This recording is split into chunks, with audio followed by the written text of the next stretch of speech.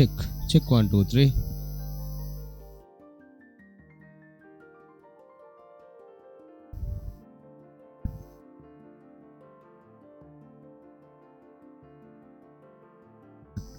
හරි.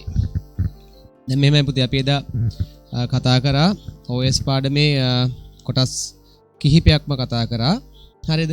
අපි දැන් යම් තාක් දුරකට ඇවිල්ලා ඉන්නේ OS පාඩමේ. ගොඩක් නෙමෙයි තාම මුල හරිය යන්නේ. ඒස ගැටලුවක් නැහැ මේ ටික ලේසි. ඉතින් අපි එදා අන්තිමට කතා කරේ කියන්නේ මේ අපි ඉරිදා සහ සෙනසුරාදා පන්තියේදී කතා කරේ දැන් මේ OS එකක් කියලා කියන්නේ අපි හිතනමු දැන් මෙහෙයුම් පද්ධතියක් නේ අපි ඔගේ සිංහල නාමය නේද? ඒතර අපි කියනවා මේ operating system. operating system කියලා තමයි අපි සාමාන්‍යයෙන් ඉංග්‍රීසියෙන් කියන්නේ. ඉතින් ඕක කෙටියෙන් අපි කියනවා OS එකක් කියලා. ඉතින් ඔක සිංහලෙන් අපි කියනවා මෙහෙයුම් පද්ධති කියලා. හරිද? එතකොට වැඩේ තියෙන්නේ මෙහෙමයි. දැන් අපි එදා කතා කරා විදියට දැන් මේ මෙහෙයුම් පද්ධතියකින් කරන කාර්යයන් ටිකක් තියෙනවා. දැන් මොනවද ඒ කාර්යයන්? හරිද? දැන් අපි උදාහරණයක් විදිහට දැන් අපි ගන්නකො. දැන් අපි සාමාන්‍ය මිනිස්සෙක් ගත්තාම අපේ මේ මෙහෙයුම් පද්ධතියක් තියෙනවා අපේ ඇඟෙත්. ඒ තමයි ඔයා කියන්නේ, මේ තමයි මම කියන්නේ. ඒතර මගේ නමින් හඳුන්වන එක්කෙනා මේ ඇඟ පාලනය කරනවා. ඒතර මගේ කටින් පිට වෙන වචන මෙයා පාලනය කරනවා. රයිට්? ඒ වගේ මම ඉන්න ඕන විදිහ මෙයා මට නිතරම කියනවා.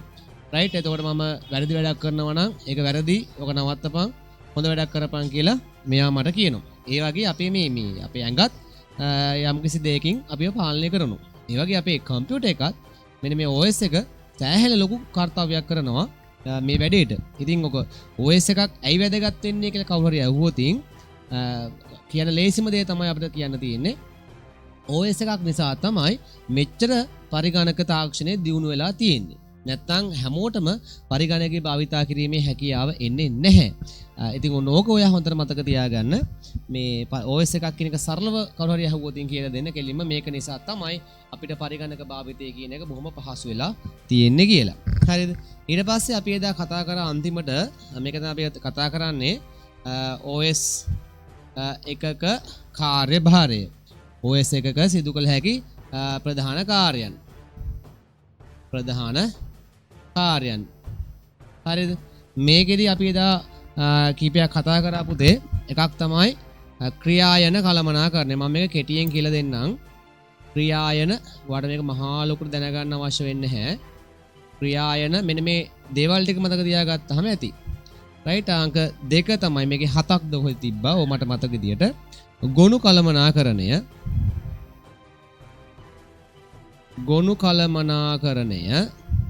රයිට්? ඊළඟට මතක කළමනාකරණය. ඔන්න ඔය ආකාරයට ක්‍රියායනයක් කියන්නේ process එකක්. හරිද? ගොනුවක් කියන්නේ files කියන එක. මතකය කියලා කියන්නේ memory කියන එක. දැන් මේ අපෙත් මේ දේවල් තියෙනවා. හරිද? ඊළඟට උපාංග අපි කියන devices කියලා. හරිද? ඊළඟට අපි කතා කරනවා ජාල ගැන. අපි කියන network කියලා. හරිද? අපි මේ හැම එකක්ම කතා කරා පන්තියේදී. හරි? එතකොට ඔයාලට පහුගිය වීඩියෝස් වල මෙන්න මේ ක්‍රියායන ඉඳලා ජාල වෙනකන් ඔයාලට මේ කලින් වීඩියෝ එකේ බලා ගන්න පුළුවන්. හරිද? මෙතනින් පස්සේ තමයි අපි දැන් සෙනසුරාදා ක්ලාස් එක පටන් ගත්තේ. ඒ කියන්නේ 6 වෙනි එක. 6 වෙනි එක අපි කතා කරනවා මේ පරිශීලක හා පරිගණක අතර අතුරු මුහුණත. පරිශීලක හා පරිගණක අතර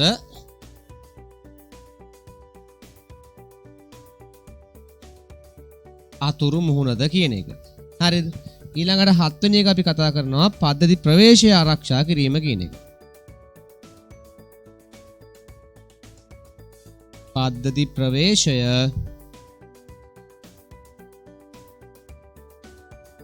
ආරක්ෂා කිරීම. හරිද?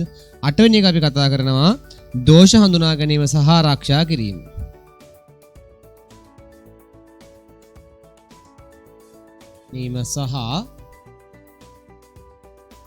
ආරක්ෂා කිරීම.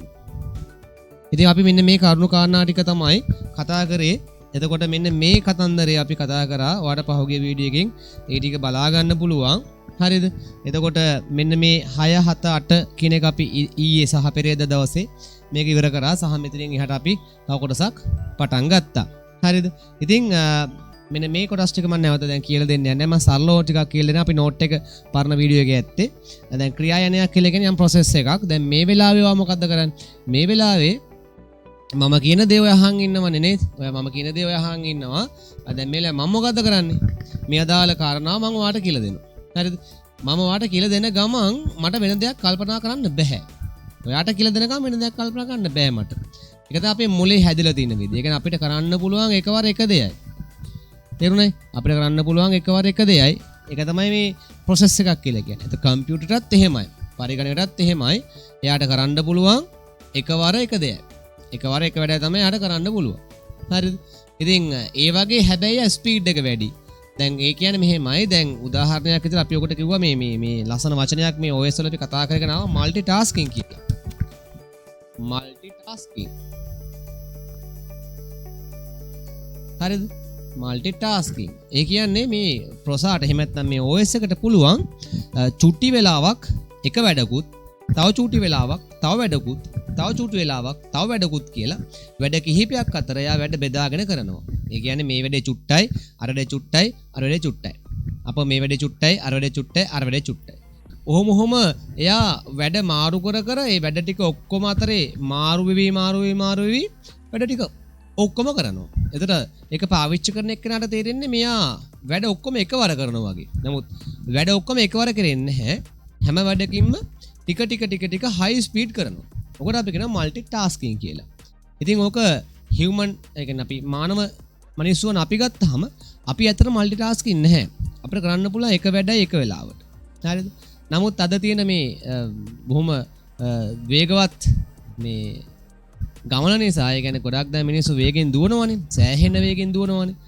යම් දේවල් ඉක්මනින්ම ළඟා කර ගැනීම ආසාවෙන් අන්න එහෙම දුවනකොට අපිට මල්ටි ටාස්කින් වෙන්න වෙලා තියෙනවා. ඒ කියන්නේ උදේවරු එකක්, දවල්වරු එකක්, රැට තව එකක් වගේ අපි වැඩ කිහිපයක් කරලා ජීවත් වෙන්න තමයි උත්සාහ කරන්නේ.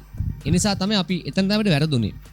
ඉතින් ඒ නිසා තමයි අපිට යම් අපේ දින හැකියාවන් දිනු කරගන්න බැරි වුනේ. ඉතින් ඕක එදා ඉඳන්ම ඕකම අපිටත් තිබ්බ. දැන් උසස් පෙළ කරන කාලේ ඉඳන්ම ඉගෙන ගන්න කාලේ ඉඳන්ම ඕක අපිටත් තිබුණා. එක දේවල් ඔළුව යනවා, හිත යනවා. එහෙම නැතුව අර චුටි දෙයකට අපි මුල් දන දුන්නා නම් ඇත්තටම අපේ ගමන ලේසි. විභාග පාස් වෙනවා කියන එක නැතිනම්. ඒක ඇත්තටම ලේසි වැඩක්. ඉතින් මෙන්න මේ මල්ටි ටාස්කින් ක්‍රමවේදය පරිගණකයට හරි ගුණාට මිනිස්සුන් අපිට හරියන්නේ නැහැ. ඒක ඔයගොල්ලෝ තේරුම් ගන්න ඕන. ඔයාලටත් ඒක මල්ටි ටාස්කින් කියන වැඩේ හරියන්නේ නැහැ. එහෙම කරොත් වැඩේ අවුල් යනවා ඔයාලගේ එක්සෑම් එකට පවා. හරි? ඉතින් ඒක තමයි ප්‍රොසෙස් එකක් කියලා කියන්නේ. ඒ වගේ වැඩ ගොඩක් ලස්සන්ට කළමනාකරණය කරන නොවි මේ OS එක විසින්. ඔක අපිට කරන්න බෑ. හරිද? අපිට කරන්න බැරි කමක් නෑ. අපිට කරන්න පුළුවන්. ඒක අපේ මොලේ අනවශ්‍ය පරිදි වෙහෙසකටපත් වෙනවා. ওই වැඩේ නිසා අපි කරෝතින් ওই වැඩේ. මල්ටි ටාස්කින් වැඩේ අපි කරෝතින් අපේ මොලේ අනවශ්‍ය ලෙස වෙහෙසටපත් වෙලා අපිට හැදෙන රෝගයක් පුරාගෙන ප්‍රෙෂර් කියලා. එහෙම නැත්නම් අධික රුධිර පීඩනය කියලා නමක් හැදෙනවා. හරිද? ලෙඩක් හැදෙනවා. නමක් නේ ලෙඩක් හැදෙනවා. ලෙඩේට නම තමයි ප්‍රෙෂර් කියලා කියන්නේ. ඉතින් ඊට පස්සේ අපි සදාකාලයක් ලෙඩෙක් වෙනවා. රයිට්? අන්තිම මොහොතේ මැරලා යනවා.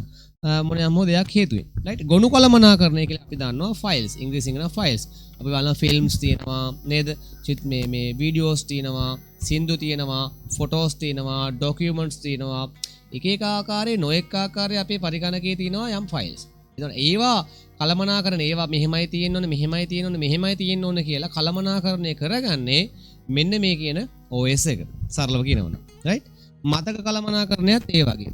දැන් උදාහරණයක් විදිහට දැන් අපි අද මේ කරන පාඩම් ටික පාඩම් කරගෙන කොහෙද මේක අපි ලියන්නේ? අපි ලියන්නේ එක්සෑම් එකේදී නේද? එක්සෑම් එකේදී මේක ලියනකොට සවුන්ඩ් පොඩ්ඩක් වැඩි වගේ නම් කියන්න. ඕපන් කරලා තියෙන මේ සවුන්ඩ්ස්. රයිට් දැන් හරි වගේ නේ. රයිට්. හරි. එතකොට අපි හිතමු මෙහෙම. අපි දැන් මේ අද පාඩම් කරන කොටස් ටික අපි ලියනවා එක්සෑම් එකේදී ගිහිල්ලා. එතකොට ඔයා එක්සෑම් එකට පොතක් අරන් යන්න බෑ කියලා අපි දන්නවනේ.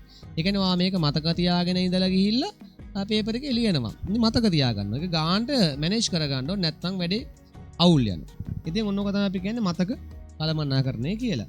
උපාංග කළමනාකරණය කියලා කියන්නේ දැන් අපි ගත්තාම බලන්න අපි තියෙනවා අතපය නේ. මම කියන වාරයක් පාසා මගේ අත මෙහෙම ඒ ආකාරයට ඒ මූව් වෙනවා. ඒක මගේ නිතින්ම වෙන දෙයක්. මම හිතලා කරන්නේ නැහැ. ඒක වෙන දෙයක්. right? ඒ වගේ අපේ ඇස් කන් නාසා නේ කකුල් බඩ ඒ හැම එකක්ම අපේ ඇඟේ තියෙන වගේම මේ හැම එකක්ම මෙයා අපේ ඇඟේ විසින් තමයි පාලනය කරන්නේ. අපි හිතලා පාලනය කරන ඒවත් තියෙනවා.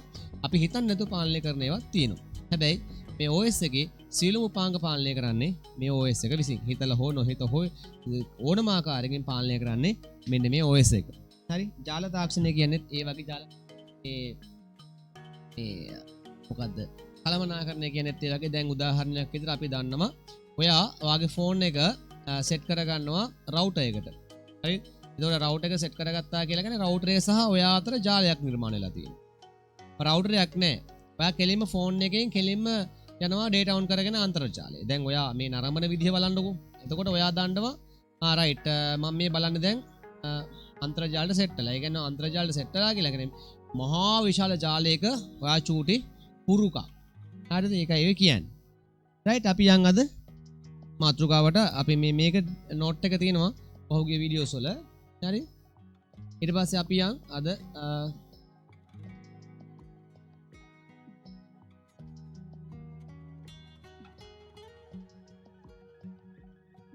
ඊළඟ කොටස එක තමයි පරිචය අතුරු මුහුණත. ඔක හරි ලේසි. අපි මේක කලින් සාකච්ඡා කරලා දෙන ඕන තරම්. ඒ කියන්නේ මෙහෙමයි. දැන් අපි දන්නවා අපේ ඔය ප්‍රොසා කියලා කියන්නේ ඇත්තටම මෙන්න මේ වගේ විශාල ප්‍රමාණයක් මම මේක නිර්මාණය කරලා පෙන්නන්න. right? මේ දිනේ සාමාන්‍යයෙන් IC එකක්. අපි කියන මෙයාට IC එකක් කියලා. integrated circuits කියලා. ඒතර මේක ඊටාම කුඩා තත්ත්වයට නිර්මාණය කරලා අපි මයික්‍රෝ ව්‍යුහයක් ඇඳලා right ඒක ඊටාම තුනීම නිර්මාණය කළා තමයි අපි මේ භාවිතා කරන අපේ ප්‍රොසා ඒ තමයි CPU එක central processing unit එක නිර්මාණය කරලා තියෙන්නේ මෙන්න මේ IC වර්ධනය කරලා. එතකොට මේ ඇත්තරම් පුතේ මේ IC වල දත්ත එයා process කරන්නේ මෙහෙම. දැන් ඔවා යන්නේ ඉලෙක්ට්‍රෝන right? අපි දන්නවනේ පොඩි කාලේ පරමාණුවක් කියන එක අපි ඉගෙන ගන්නවනේ. මම මේක වෙනම වීඩියෝ එකක් හදලා දෙන්නම් ඔයාලට YouTube එකේ. දැන් පරමාණුවක් කියන එක මෙහෙම ඒක තියෙනවා න්‍යෂ්ටියක් නේද? ඒ න්‍යෂ්ටිය ඇතුලේ තියෙනවා මෙහෙම අංශු වර්ග කිහිපයක්. එක අංශු වර්ගයක් තමයි නියුට්‍රෝන කියන්නේ නේද? නියුට්‍රෝන. තව අංශු වර්ගයක් තමයි ප්‍රෝටෝන කියලා කියන්නේ. right? ප්‍රෝටෝන සාමාන්‍යයෙන් ධන, නියුට්‍රෝන කියලා කියන්නේ ඒට ආරෝපණයක් නැහැ කියන එක. ඉතින් ඕක මෙන්න එහෙම ඕබිට් මෝඩ් එක තමයි යන්නේ. ඕබිට් මෝඩ් එකක් කියලා කියන්නේ අර අපේ සූර්යයා වටා පෘථිවිය ගමන් කරනවා වගේ, බුද්ධ ගමන් කරනවා වගේ, සිකුරු ගමන් කරනවා වගේ තමයි ඉලෙක්ට්‍රෝන ගමන් කරන්නේ. කොහොම මේ යන්නේ ඉලෙක්ට්‍රෝන. right? ඉලෙක්ට්‍රෝන ගමන් කරන්නේ ඔන්න ඔය ආකාරයට. එතකොට මෙන්න මෙතනදී වැදගත් කාරණාවක් තියෙනවා. දැන් මේක ඇවිල්ලා අර කක්ෂ ක්‍රමවේද. එහෙම නැත්නම් කියන ඕබිට් මොඩල් එක කියලා. නැතු ඕක බෝර් කියලා කෙනෙක් නිර්මාණය කරා. ඒකට අපි කියන බෝර් මොඩල් කියලා. දැන් මේක ඇතුලේ තියෙන මේ පරමාණුව මේ න්‍යෂ්ටි ඇතුලේ තියෙන ප්‍රෝටෝන සහ නියුට්‍රෝන තමයි මේ තියෙන්නේ. මෙන්න මෙහෙම අපි අඳිනවා. ඕක අර ඉගෙන ගන්න පහසු වෙන්න ඔන්න ඔය වගේ අපි රවුමර නිකන් අඳිනවා. ඔන්නම තමයි ඉලෙක්ට්‍රෝන මෙහෙම කැරකෙන්නේ. right? සමහර ඒවායි සමහර කක්ෂවල මේක 1යි මේකේ 2යි මේකේ 8යි 16යි 32යි ඔන්නෝම ඒ ක්‍රමයට තමයි ඉලෙක්ට්‍රෝන වැඩි වෙන්නේ. හරිද? හැම පරමාණුවෙන් පරමාණුව වෙනස් වෙනවා. ඒ කියන්නේ දැන් අපි දන්න මූලද්‍රව්‍ය තියෙනවානේ 100 ගාණක්. 100 ගාණෙන්ම මේ ඉලෙක්ට්‍රෝන තියෙන විදිහ වෙනස් වෙනවා. හරිද? එතකොට මෙන්න මේ ඉලෙක්ට්‍රෝන මේක වටේ කැරකෙනවනේ. right? එතකොට කැරකෙනකොට සමහර ඉලෙක්ට්‍රෝන මෙන්න මේ අග්ගිස්සේ අන්තිම රවුමේ ඉන්න ඉලෙක්ට්‍රෝන මෙම කැරගෙන ගමන් මෙම රවුමක් නම නිකන් රවුමක් එයා පිස්සෙක් වගේ ආතල් එකේ රවුමක් ගහලා එනවා. හරිද? එතකොට කල්පනා කරා මේ වගේ නිදහස් ඉලෙක්ට්‍රෝන කියලා අපි මෙන්න මේ රවුමක් ගහලා එන ඉලෙක්ට්‍රෝන අපි කියවන නිදහස් ඉලෙක්ට්‍රෝන කියලා. ඒක ගොඩක් ලෝහවල තියෙනවා. රත්තරන්, ඇලුමිනියම්, තඹ, යකඩ වගේ ලෝහවල මේක තියෙනවා. right? එතකොට මේක හොඳටම තියෙන්නේ රත්තරන් වගේ ලෝහවල නිසා අපි කියන එක හොඳටම සුපිරිම සන්නායකයක් කියලා රත්තරන් කියලා කියන්නේ. ඉතින් ඊට පස්සේ බැලුවා රත්තරන් වලින් සන්නායකයක් හදුවොත් මාර වැඩේනේ නේද? වියදම් වැඩේනේ. ඒ නිසා කල්පනා කරා තඹ වගේ ලෝහයක් අරගෙන සන්නායකයක් නිර්මාණය කරන්න. දැන් තඹ කියන එක ඒකත් මිලයි. හැබැයි තඹ කියන එක ටිකක් පහසුවෙන් හදාගන්න පුළුවන් නිසා ඒක ඒගොල්ලෝ කල්පනා කරා තඹ තමයි සාමාන්‍යයෙන් ගන්න පුළුවන් හොඳ සන්නායකයක් මිල අතින් බැලුවා හැම පැත්තෙම. හරිද? තඹ ගත්තාම කොපර්නේ යාගේ මූලද්‍රව්‍ය. ඒ කොපර් කියන මූලද්‍රව්‍ය ගත්තාම යාගේ පරමාණුක ව්‍යුහයෙන් දහම් මේ වගේ අග්ගේ ඉන්න ඉලෙක්ට්‍රෝනයක් නිදහස් ඉලෙක්ට්‍රෝනයක් විදිහට සලකනවා. එයා මෙහෙම කැරගෙන ගම රවුමක් ගහලා එනවා. හරිද? අන්න එතකොට තමයි අර අපි නිකන් අර ඔයා දන්නවා මෙහෙම අර සිල්ක් රෙදි කෑල්ලක් අරන් මෙහෙම උලලා පෑනක් උලලා මෙහෙම දැන් මේ පෑන අරගෙන ඒ වගේ සිල්ක් රෙදි කෑල්ලක් අරන් මෙහෙම හොදට උලලා මේක මෙහෙම අපේ අර රෝම ගාවින් තිබ්බහම අර රෝම ඇදලා එනවා වගේ වෙන්නේ. ඒ කියන්නේ මේ ඉලෙක්ට්‍රෝන ආකර්ෂණය වීමක් වෙන්නේ. ඔක අපි පැහැදිලි කරන්නේ නැහැ දැන් මම ඒක පස්සේ කියලා දෙන්න. එතකොට වැඩේ තියෙන්නේ මෙහෙමයි ඔය වගේ කොපර් පරමාණු දෙකක් තුනක් කොහොම එක ළඟ තියෙනවනේ සන්නායකයක් ගත්තාම අන්න එතකොට මේ නිදහස් ඉලෙක්ට්‍රෝන මේ වටේ කැරකි ඊළඟ පරමාණුවට මෙයා යනවා. ඊළඟ පරමාණුවට මෙයා යනවා. කොහොම නිදහස් ඉලෙක්ට්‍රෝන පරමාණුවෙන් පරමාණුවට එහාට යනවා. හරිද? ඔයා ඒක ඇතුලේ කැරකෙනවා ඒගොල්ලෝ. ඒ පාර කල්පනා කරා මේ පැත්තෙන් දැන් උදාහරණයක් විදිහට එහෙම වතුර ටිකක් තියෙනවා. රයිට් බටයක් තියෙනවා. ඒ බටේ වතුර තියෙනවා. එහෙම හිතන්න. ඒ වතුර ඇතුලේ වතුර අංශු එහාට මෙහාට යනවා. ඒ පාර කරේ මේ පැත්තේ බටේ මෙහෙම තියෙනවා නම් මේ බටේට මේ පැත්තට ගැහුවා තව බටයක්. ඒ බටේ ගැහුවා ලොකු වතුර ටැංකියකට. රයිට්? ගහලා මේ බටේත් ගැහුවා ඒ වතුර ටැංකිය අනිත් පැත්තට. උඩටයි යටට. දැන් වතුර ටැංකිය වතුර තියෙනවනේ. ඒතර වතුර අර උඩින්නේ තියෙන්නේ. ඒක ප්‍රෙෂර් එකට මේ බටේ දිගේ වතුර ගලාගෙන එනකොට මේ බටේ ඇතුළේ තියෙච්ච වතුර ටික මෙහෙට ගියා. දැන් දිගින් දිගටම මේ වතුර කන්ටිනියුස්ලි යනවා. කියන්නේ දිගින් දිගට මේ වතුර දිගටම ගලාගෙන යනවා. රයිට්? ඔන්න ඔය සංකල්පය තමයි ඉලෙක්ට්‍රෝන ගලාගෙන යනවා කියලා කියන්නේ. ඔක අපි කියනවා විද්‍යුතය ගලාගෙන යනවා කියලා. රයිට්? ඔන්න ඔය ආකාරයට පුතේ විද්‍යුතය ගලාගෙන යනකොට තමයි අපි කියන්නේ එහෙම ඉලෙක්ට්‍රෝන යනවා නම් 1 කියලා අපි දානවා. ඉලෙක්ට්‍රෝන යන්නේ නැත්තම් බිංදුව කියලා දානවා. එහෙනම් මේ මොකද තියෙන්නේ? ඉලෙක්ට්‍රෝන යනවා, ඉලෙක්ට්‍රෝන යන්නේ. ඉලෙක්ට්‍රෝන යනවා, ඉලෙක්ට්‍රෝන යන්නේ. ඉලෙක්ට්‍රෝන යනවා. අපි දන්නවා මේක දෙකේ පාදයෙන් අපි ලියුවාම මෙයා 1 2 4 8 16 නේ. මේ 16 4 21යි 21යි.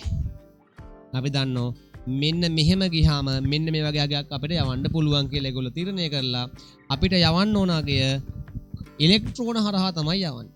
ඉලෙක්ට්‍රෝනයක් යවන්නේ. ඉලෙක්ට්‍රෝනයක් යවන්නේ. ඒ වගේ ඉලෙක්ට්‍රෝනයක් හරහා යවුවාම අර පැත්තෙන් පණිවිඩයක් එනවා. අන්න එක තමයි මේ පණිවිඩය කියලා කියන්නේ. ඉතින් ඔන්න ඕක තමයි මේ IC එකක් ඇතුලේ ප්‍රොසෙස් වෙන්නේ. එහෙම නැත්නම් ගබඩා වෙන්නේ.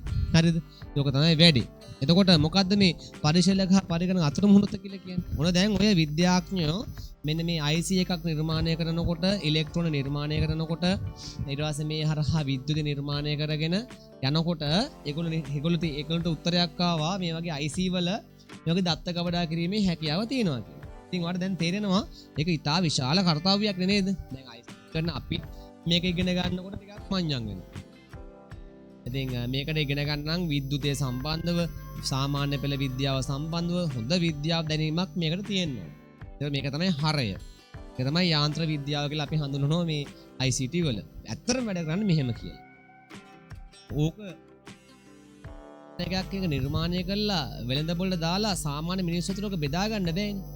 සාමාන්‍ය එහෙම බෙදුවොත් සාමාන්‍ය හැම මිනිස්සෙක්ම මේක වැඩ කරනදී ඉගෙන ගන්න. ඒක අමාරුයිනේ නේද?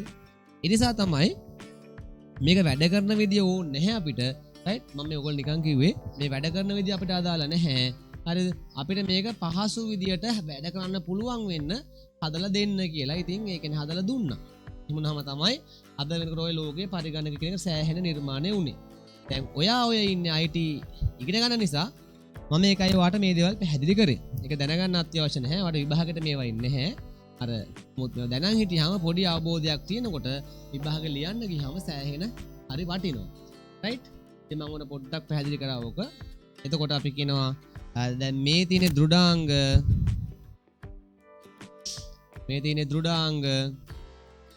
රයිට් දෘඩාංග කතා කරන්න දන්නේ 10101101 ඔය වගේ ඒ අපි කියනවා යන්ත්‍ර භාෂාව කියලා යාට මේ දින යන්ත්‍ර භාෂාව හරිද? එතන මෙන්න ඉන්න ඔයා කියන්නේ පරිශීලකයා. ඔයා දන්නේ නැහැ යන්ත්‍ර භාෂාව. ඔයා දන්නේ ඒ අතරමැද්දෑවෙන් ඉන්නවා කවුද? OS එකක්. එතන ඔයා කියන දේ OS එක අරගෙන OS එක යවනවා යන්ත්‍ර භාෂාවෙන් දෘඩාංගයට. දෘඩාංගෙන් එන උත්තරේ ටික දෙනවනේ. උත්තරය ආපහු OS එක අරගෙන ඒක පරිවර්තනය කරනවා ඔයාට තේරෙන විදිහට. ඊට පස්සේ ඒක ඔයාට එවනවා. එහෙනම් මේ තමයි අතුරු මුහුණත. රයිට්? ලස්සනට මේ 6 කියන කොටස මාතෘකාව දාගෙන මෙන්න මේ රූපේ පොඩියට ඇඳ ගන්න, සාමාන්‍ය ගානට ඇඳ ගන්න. පොඩි වාක්‍යයක් තියෙනවා අපි ලියා ගන්න. රයිට්. ටක් ගාලා ඇඳගන්න.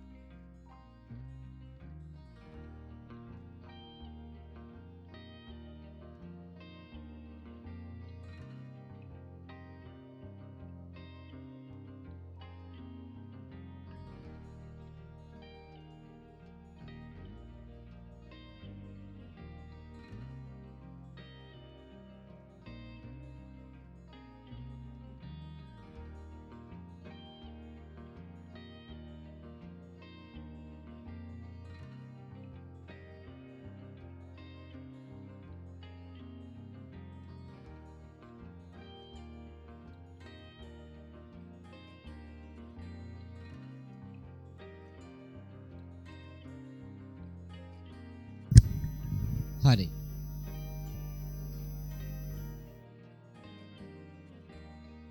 ලියාගන්න මෙහෙම. ලියාගන්න මෙහෙම.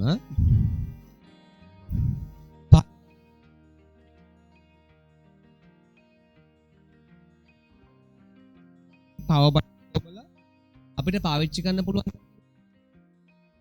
අනේ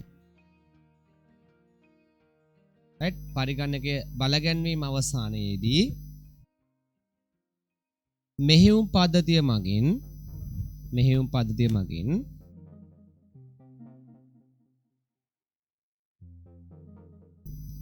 ලබා දෙන අතුරු මුහුණත ලබා දෙන අතුරු මුහුණත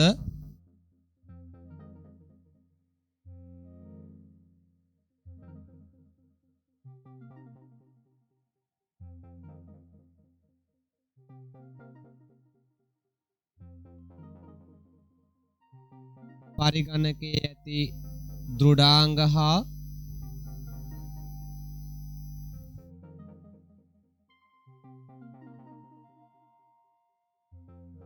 මෘදුකාංග වලට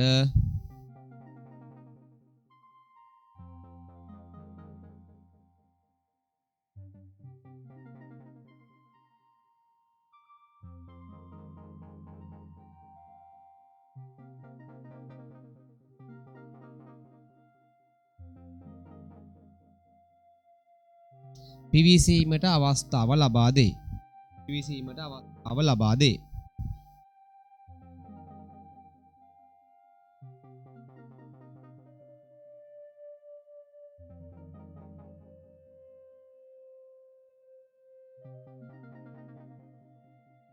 හරිද වැඩේ? ඒක ඊළඟ කරුණු ලියන්න මෙහෙම.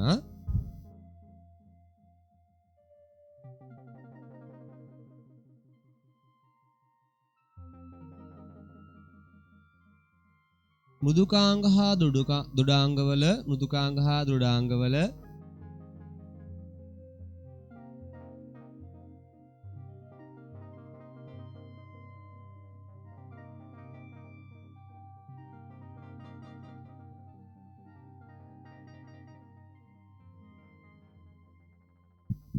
සංකීර්ණ අන්තර්ක්‍රියාකාරීත්වය සංකීර්ණ අන්තර්ක්‍රියාකාරීත්වය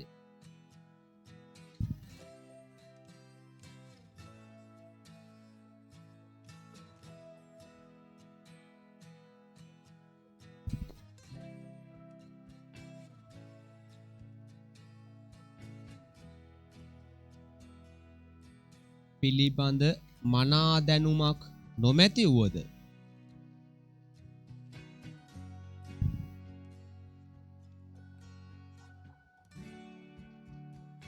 මනා දැනුමක් නොමැති වුවද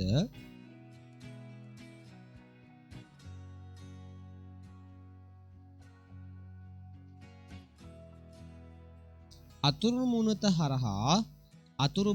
හරහා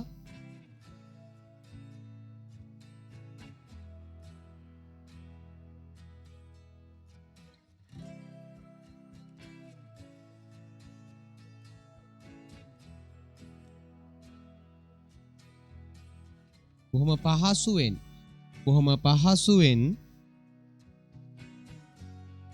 පිවිසිය හැක.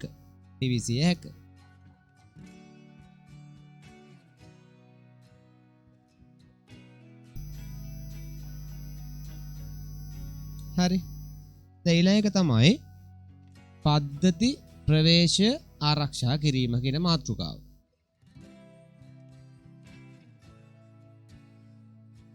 හරි සරලයි. නේ දැන් ඔයා සයිබර් පැත්තනේ දැන් නමක් දාගෙන නේද? Cyber security. හරි වැදගත් කතාවක්.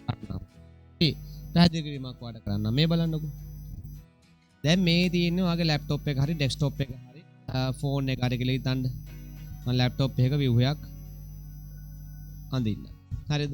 ඊට පස්සේ ඔයාගේ රවුටර් එක දිනවා මෙතනින් මෙහෙම. මේ වගේ රවුටර් එක. ඒකට රවුටර් එකට සම්බන්ධ වෙන ක්‍රම දෙකක් තියෙනවා. එකක් තමයි වයර් එකක් ආධාරය. අපි 6 වෙනි පාඩමේදී කතා කරනවා මේකේ නම අපිට ඊතර්නෙට් කේබල් කියලා. එහෙම නැත්නම් සරලව කියනවා නෙට්වර්ක් කේබල් එකක් කියලා.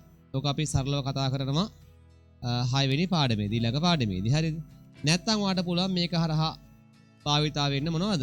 මේ තියෙන Wi-Fi ඔස්සේ ඔයාලට සම්බන්ධ වීමේ හැකියාවක් තියෙනවා. Wi-Fi කියලා කියන්නේ නියම නොවන, ඒ කියන්නේ වයර්ලස් එහෙම නැත්නම් අතින් අල්ලන්න බැරි මාධ්‍යයක්. හැබැයි මේක අතින් අල්ලන්න පුළුවන් මාධ්‍යයක්. මේක හරහා ඉලෙක්ට්‍රෝන තමයි ගමන් කරන්නේ. ඒතර මේ Wi-Fi හරහා ගමන් කරන්නේ ඉලෙක්ට්‍රෝන යම් තරංගයක් ආකාරයට. හරිද? ඊට පස්සේ ඔයා දන්නවා මේ රවුටර් එක ඇතුලේ අනිවාර්යයෙන්ම තියෙනවා SIM එකක්. රයිට් SIM එකක් තියෙනවා. නැත්නම් ඔයාට දැන් මම මේක ගැන කියලා ඊට පස්සේ කියන්න. නැත්නම් අපි කියමු මෙහෙම. කමන්නමයි කියලාම ඉන්නකෝ. දැන් අපි SLT වගේ කනෙක්ෂන්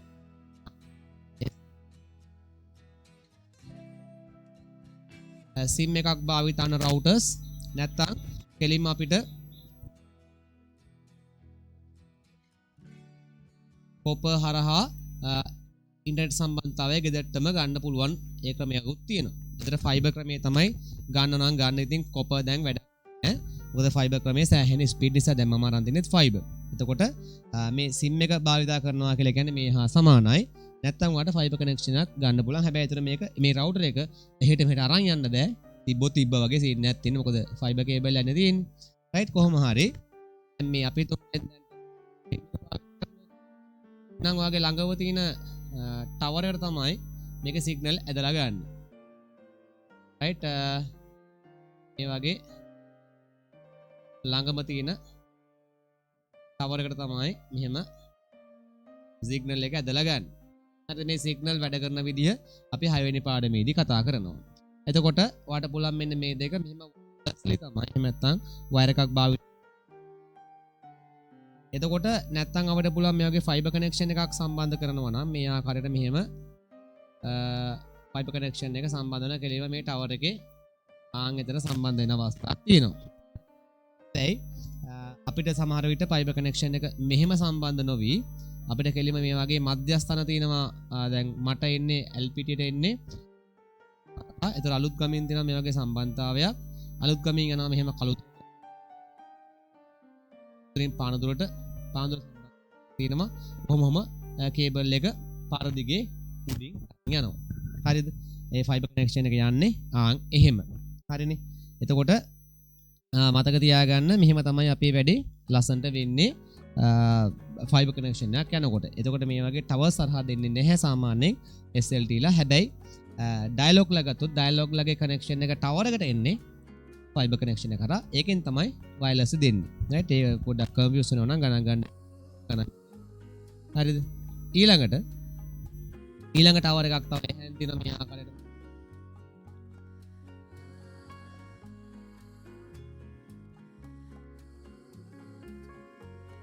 සංඥා යනවා. මේකෙන් මේකට සංඥා යනවා. මේකෙන් මේකට එනවා. අප මේකෙන් මේකට එනවා. හොඳ දෙපැත්තටම යනවා. රයිට්? තව දුරින් තියෙන ටවර්ස් ඔහම තියෙනවා. රයිට්? ඔන්නම තමයි තියෙන්නේ. හරිද? ඒකෙන් මේකට ඔහම තමයි සංනිවේදනය සිදු වෙන්නේ. තරහයි නැත්තම් වයර්ලස් සිදු වෙන්නේ ඔහොම. හරිද? එතකොට පුතේ දැන් මෙන්න එහෙම කතාවක් කියනවා අපි. දැන් ඔයා රවුටර් එකක් හරහා හෝ නැත්තම් ෆෝන් එක හරහා කුමන ආකාරයකින් අන්තර්ජාලයට සම්බන්ධ වුණා කියලා කියන්නේ කෙලින්ම මුළු ලෝකයේම ඉන්න කට්ටියගේ අන්තර්ජාලයේ ඉන්න කට්ටියට දැන් ඔයාව පේන. රයිට්? ඔයා කියලා කෙනෙක් ඇවිල්ලා ඉන්නවා කියලා දැන් ඒගොල්ලෝ බලා ගන්න පුළුවන්. ඒ කියන්නේ ඔයා නොදැනුවත්වම ඔයාගේ තියෙන තොරතුරු ටික, ඔයාගේ තියෙන ෆයිල්ස් ටික, ඔයාගේ තියෙන ඩොකියුමන්ට්ස් ටික අලලට ගණීමේ හැකියාවක් තියෙනවා. කාටද? ආක් වෙබ් එකේ කට්ටියට ගැනීමේ හැකියාවක් තියෙන. එහෙම නැත්නම් අපේන මේ රෙඩ් හැට් හැකර්ස්ලා, බ්ලැක් හැට් හැකර්ස්ලා රයිට් එලද මේ හැකියාව තියෙනවා. හැබැයි ඉතින් අපේ පොපින් දෙයක් ගන්න කරනවා කියලා හිතන්න මොකද්ද වෙන්නේ? අන්තර්ජාලයෙන් ෆිල්ම් එකක් ඩවුන්ලෝඩ් කරනවා කියලා කියන්නේ අපි අන්තර්ජාලයෙන් ෆිල්ම් එකක් අපි ගන්නවා කියලා කියන්නේ ඩවුන්ලෝඩින් නේ. රයිට්? දැන් මේ වෙලාවේ මම කරන්නේ අප්ලෝඩින්. ඔයා කරන්නේ ඩවුන්ලෝඩින්. ඔයා Zoom එකෙන් මේ වීඩියෝ එක බලනවා කියනවා ඩවුන්ලෝඩින් කරනවා. ඔයාට මම Zoom එකෙන් මේ වීඩියෝ එක දෙනවා කියලා මම අප්ලෝඩින් කරනවා. ඒ වගේ. දැන් ඔයා මගෙන් ගන්න ඩවුන්ලෝඩ් ස්පීඩ් එක තිබ්බත් නේ? හැබැයි SLT වගේ ෆයිබර් කනෙක්ෂන්ස් වල ස්පීඩ් එක තියෙනවා. ඒකෙදි පොඩ්ඩක් භයානකයි. හැබැයි මේ රවුටර්ස් වල ෆෝන්ස් වල ගත්තාම යාලගේ අප්ලෝඩින් ස්පීඩ් එක සෑහෙන අඩුයි. තේරුණේ? අන්න ඒ නිසා අපි කියනවා අප්ලෝඩින් ස්පීඩ් එක අඩු නිසා හැකර්ස්ලා අපේ කම්පියුටර් එක හැක් කරත් අපෙන් දේවල් ගන්න ගියාම ඒගොල්ලෝ සෑහෙන වෙලාවක් යනවා. හැක් කරන්නේ නැහැ අපි. හරිද? නමුත් හැක් වීමේ chance එකක් තියෙනවා. රයිට්? ඉතින් ඔන්නෝක එකතර අවස්ථාවක්. ඉතින් හරියට නිකන් උදාහරණයක් කිව්වොත් අපේ ගෙදර වටේට තාප්පයක් ගහනවා සමානයි. මේ OS එක මගින් මේවා පාලනය කරනවා. මේ ආරක්ෂා පද්ධතියක් එයා ඊට කරන ලස්සනට. හැබැයි ඒක අර මම ඉස්සෙල්ලා කිව්වා වගේ අපේ ගෙදර වටේට ආරක්ෂා කරනවා. අපෙන් පයින්න පුළුවන් ඕන ගේට්. රයිට් මාතෘකාව දාගන්න. පද්ධති ප්‍රවේශය ආරක්ෂා.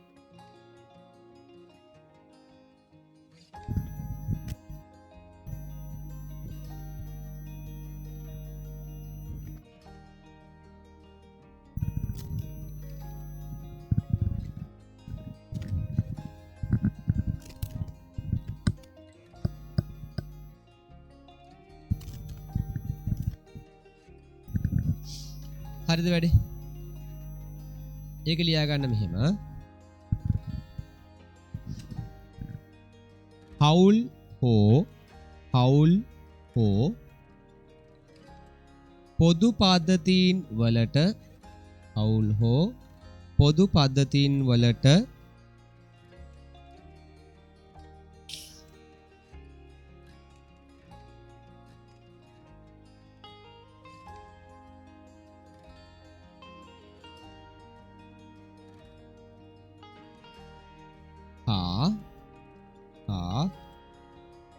ඒවායේ සුවිශේෂී සම්පත්වලට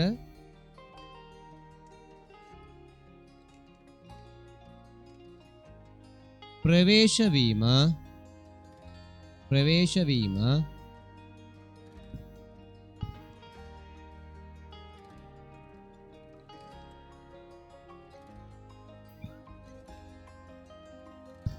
මෙහෙයුම් පද්ධතිය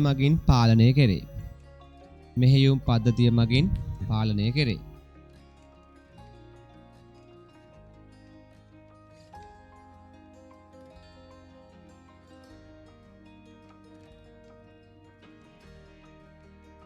ඊළඟ එක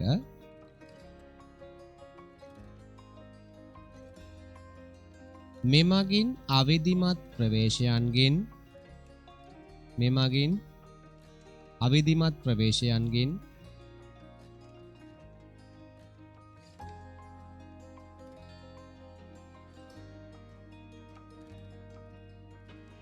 සම්පත් හා ගොනු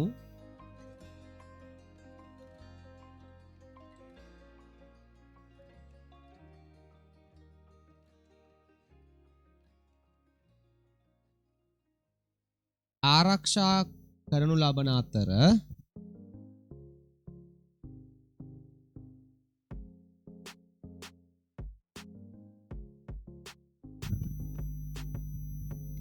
සම්පත් බෙදා ගැනීම සඳහා වන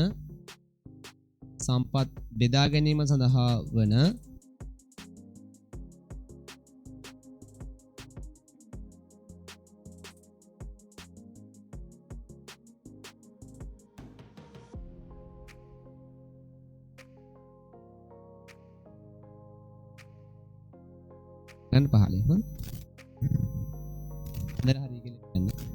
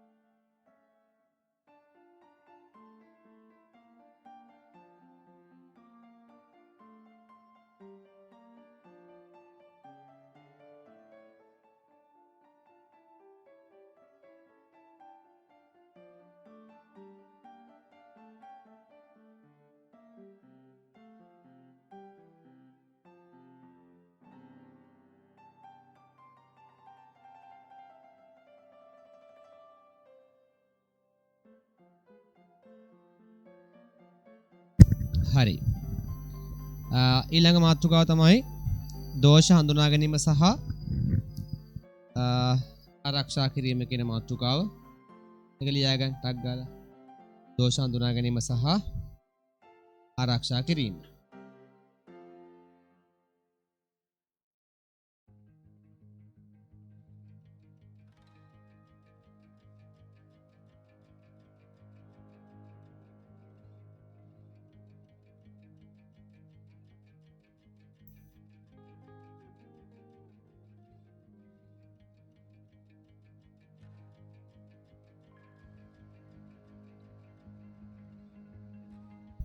හරි.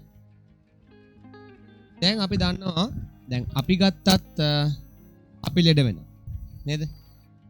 අපි ලෙඩ වෙනවනේ. ඒ වගේ කම්පියුටර් එක ගත්තත් මේවා ලෙඩ වෙනවා.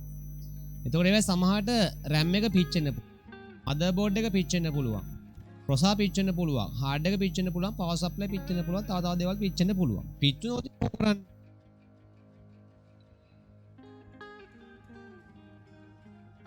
කතන්න දෝෂ ඇවිල්ලා ඔය යම් පොඩි දෝෂ. ඒ කියන්නේ උදාහරණයක් විදිහට දැන් අපි මෙහෙම ඉන්නවා. රයිට් අපි මෙහෙම ඉන්නකොට එකපාරටම නිකන් මේ අත නිකන් හිරිවැටලා යනවා.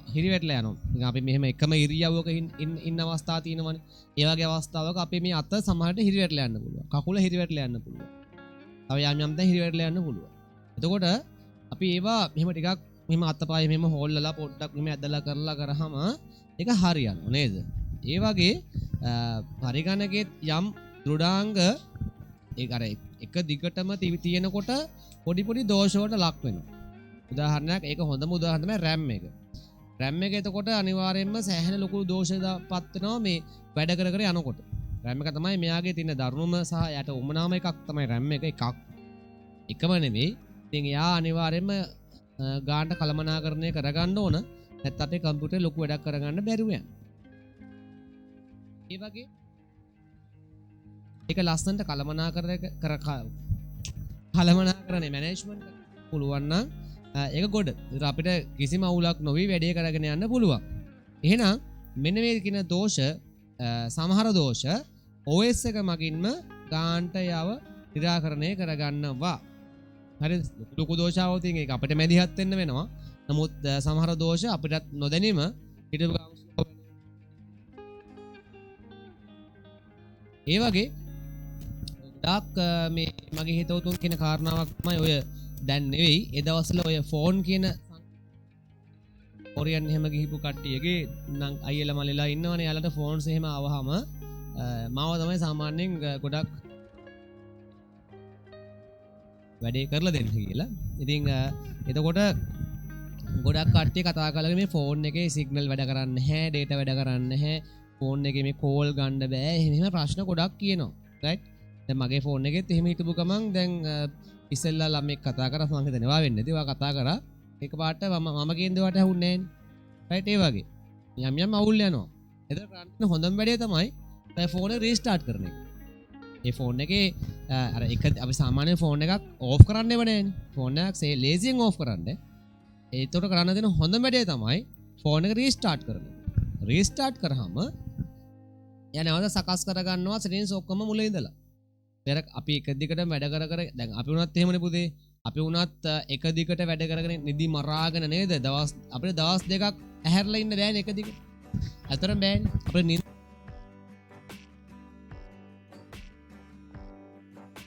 ඒ කියන්නේ මොලේ වැඩ කරාට මොලේ මෙහෙවන්න කවුරු හරි. මේ මෙහෙවන්නේ අපිනේ.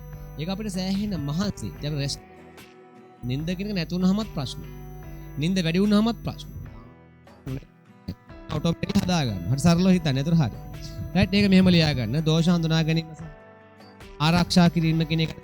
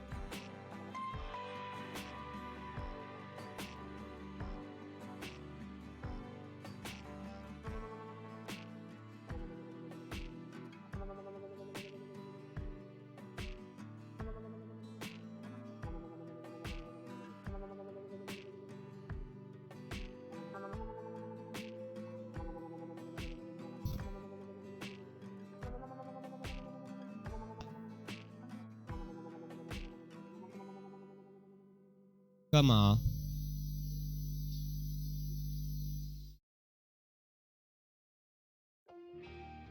අනවසර ප්‍රවේශය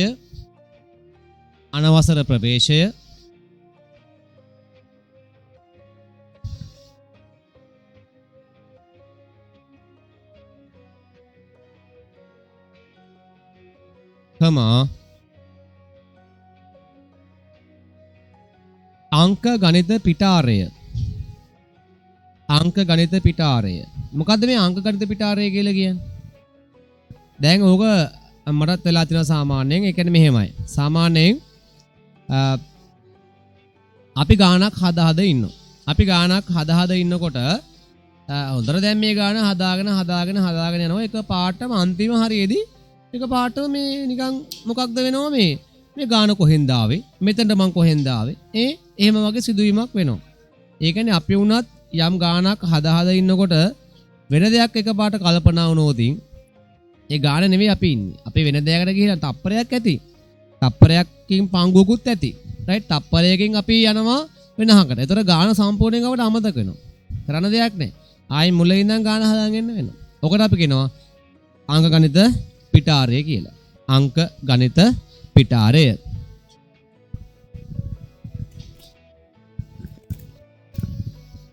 හරිද? හරිනේ? right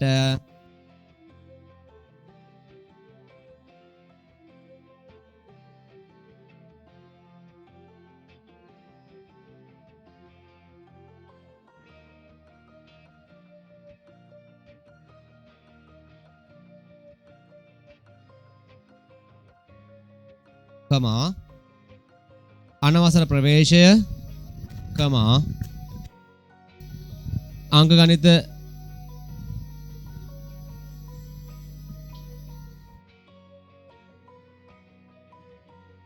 අංග ගණිත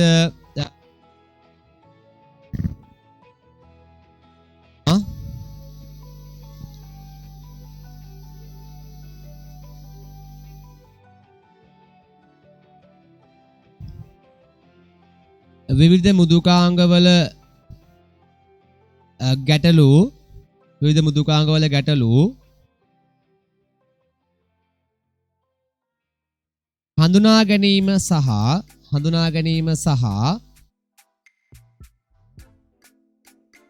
දෝෂ මගහැරීම මෙමගින් සිදු කරයි.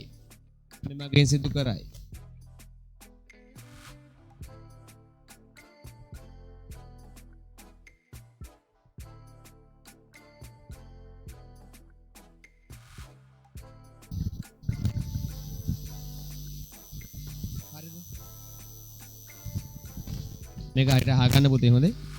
රයිට් දෙපාරක් කියන්න බෑ අමාරුයි. පැහැදිලි කිරීම වගේ නෙවෙයි මේ නෝට්ස් ලියන ඒවා. හොඳේ. ඔන්න ආයි සමහරට ඒවා අර මම හිතලා කියන ඒවා තියෙනවා. ඒවා සමහරට ආපහු එන්නේ නැහැ. ඒ මොහොතේ තමයි එන්නේ. හොඳේ. රයිට් නෝට් එකක් බලන් කියද්දි නම් අවුලක් නෑ ඕක. හරි. මේක මම YouTube දානවා මේ වාගේ මේ රෙකෝඩින් එකක් මම මේ වෙලාව යනවා. ඒ රෙකෝඩින් එක මම YouTube දානවා. YouTube එකෙන් පොඩ්ඩක් ආයි මුලද. ඒක හරි. එහෙනම් ඔන්න එකක් මම සිදු කරන කාර්යයන්වලදී ප්‍රධාන කාර්යයන්වලදී එක කොටසක් හරි. කොටස් හතර මේ කොටස් අද අපි තුනක් කතා කරා. ඊටු ටික අපි අනිත් වීඩියෝස් වල කලින් වීඩියෝ එකේ ඇති. දැන් මේක එපිසෝඩ් මම හිතන්නේ 8 වෙනි දවසේ මේ යන්නේ. මතක මේ වීඩියෝ එකේ ඇති. රයිට්? ලියා ගන්න මාතෘකාවක්.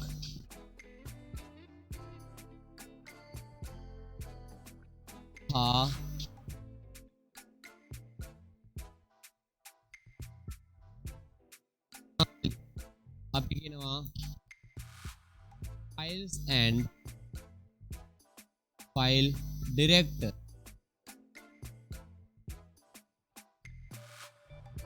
files and files director කියලා අපි කියන්නේ. ගොනුවක් කියන්නේ මොනවද? ඉතින් ඔය මියුට් නොකර ඉන්නකෝ වැඩේ ඉවරයිනේ. එතන මේක අහන් ඉන්න වැඩේ ඉවරයි. නෑ බ්‍රෝ. රයිට් මේ දැන් ගොනුවක් කියන්නේ මොකක්ද?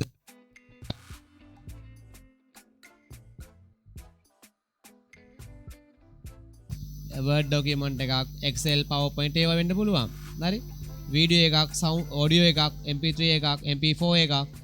මේ මොනියම් ආකාරයක එකක් තමයි මේ ගොනුවක් කියලා කියන්නේ. විවිධ ආකාරයේ ගොනු තියෙනවනේ නේ. අපි software install කරද්දී software file එකත් ගොනුවක්.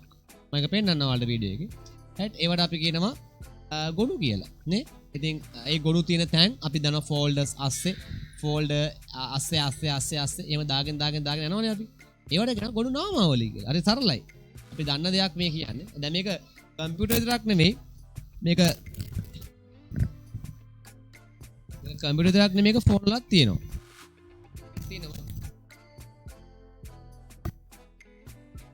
කම්පියුටර් එකේ තියෙනවා. හරිද? මේ කම්පියුටර් එක විතරක් නෙමෙයි. ඒක ෆෝන් එකේ තියෙනවා. රයිට් එතකොට අපි මුලින්ම ලියාගමු මේකේ. දැන් මේක මම මේ නෝට් එක දෙන්න ඕන නිසා මේක දෙන්නේ. නැත්නම් මේක ලේසි කාරණා. රයිට් ලියා ගන්න අනුමාත්‍රකාවක්. ගොනු එහෙම නැත්නම් files කියලා.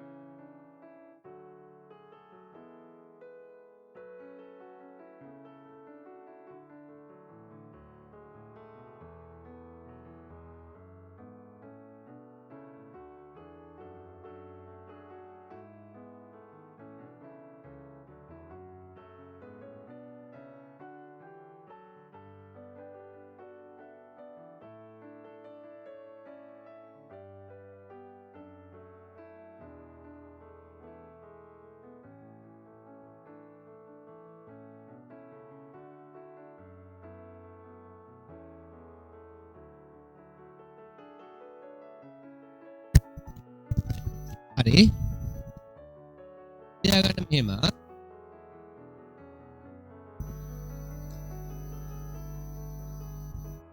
දැන් අතර මෙහෙමයි ඔය අපි දන්නවනේ අර මේ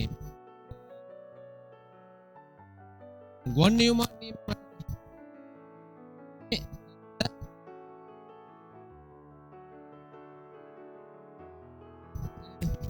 මෙතන තියෙනවා අපේ ඉගෙන RAM එක. තමයි RAM එක. එහෙම නැත්නම් ප්‍රධාන මතක. ඒ පැත්තෙන් යනවා ප්‍රතිදාන. එහෙම නැත්නම් output එක. හරිද? ඉතින් මේ යටින් තියෙනවා CPU එක. ඒක CPU එක ප්‍රධාන කොටස් registry එක දෙනවා. ALU එක තියෙනවා. CPU එක. බස්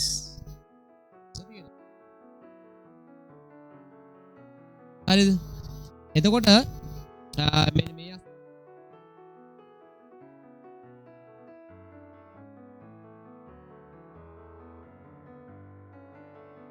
L2 L3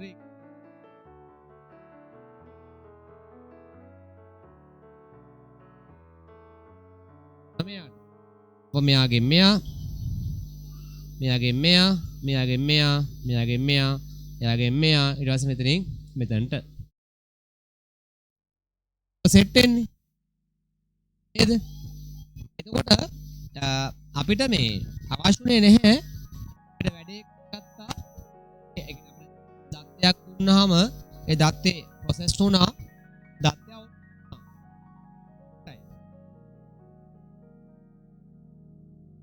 අවුට්පුට් වුණා එච්චරයි. හැබැයි අපිට ආපහු ඒ දෙයම කරගන්න ඕන නම් අපි ආපහු මුලින් ඉඳන් දෙන්න. කියන්නකො ඒ ගාන අපි හදලා උත්තරේ ගන්නවා. ආපහු දවස් දෙකකින් විතර ඒ ගානම අපි හදන්න නම් ආපහු මුලින් ඉඳන් හදන් දෙන්න ඕනේ මට. දැන් ඔක හැමදාම කරන්න බෑනේ. ඒගොල්ලෝ නිර්මාණය කරා තවත් මතක කොටසක් ඒක තමයි ද්විතීයික මතකය. ඒක තමයි ද්විතීයික මතකය. මෙහෙන් ආදානය කරාම මෙයාගේ ප්‍රොසෙස් එක මේ ද්විතීයික මතකය වඩා ගන්න පුළුවන් වුණා. රයිට්? ආපහු යම් කාලයක ගාන හදනකොට ඒ ගාන කලින් හදලා තියෙන නිසා ආපහු දැන් හදන්න ඕනේ. අවුට්පුට් කරා. ඒතර මෙයාට ලේසි. දැන් අමතර ප්‍රොසෙස් එකක් යන්නේ නැහැ. එතකොට මෙන්න මේ ද්විතීයික මතකයේ අන්නේ දේවල් ගබඩා කරන්න හදපු යාන්ත්‍රණයක් තමයි මේ ගොනු කියලා කියන්නේ. මෙන්න මේ ද්විතීයික මතකයේ ගබඩා කරන්න හදපු යාන්ත්‍රණයක් තමයි ගොනු කියලා කියන්නේ. ගොනු කියන අනුමාත්‍රිකවයටද මෙහෙම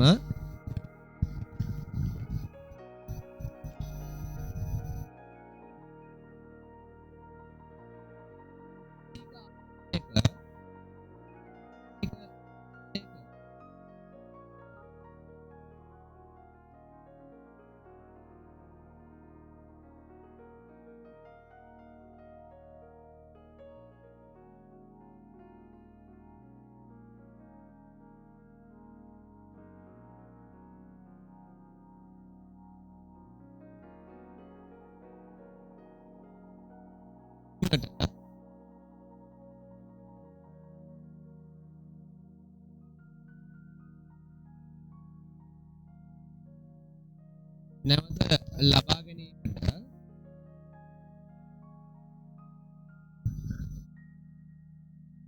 සකසන ලද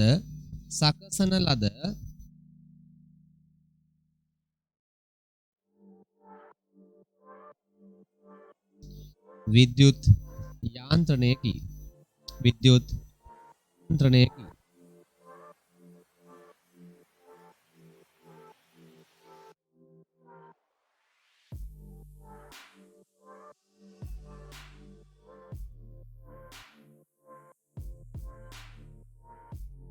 හරි මෙහිදී ගොනුවක් ඊළඟ කරුණ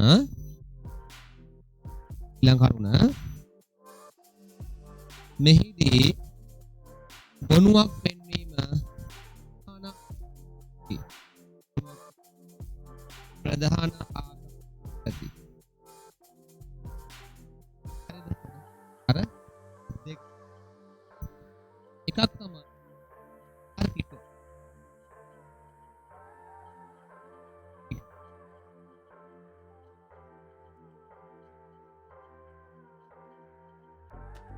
ඒ කියන්නේ පරිශීලක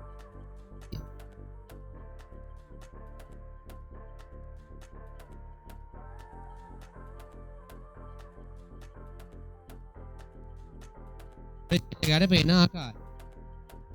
එතන තමයි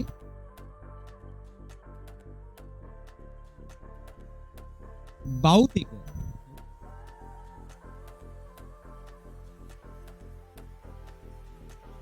ෆිසිකල් කියලා කියන්නේ ද්විතීක මතකයේ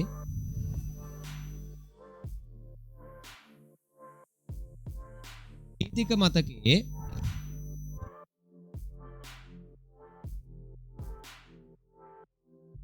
ද්විතීක මතකයක වඩා වන ආකාරය. ඔන්න විශ්ලේෂණය.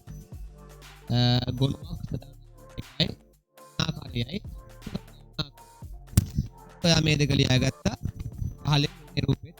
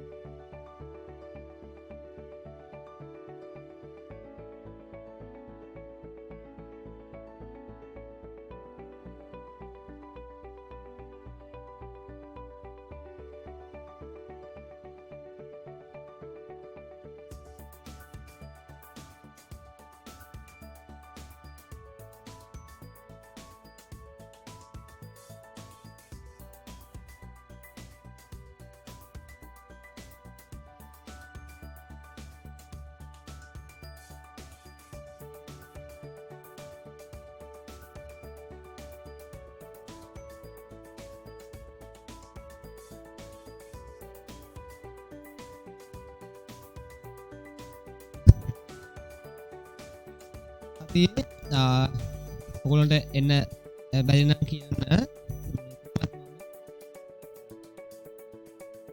ක්ලාස් එක කරන්න හොඳේ අපේ පන්ති යන අතරතුරම ක්ලාස් එකක් දැන් මේ කරනකොට සෑහෙන හරි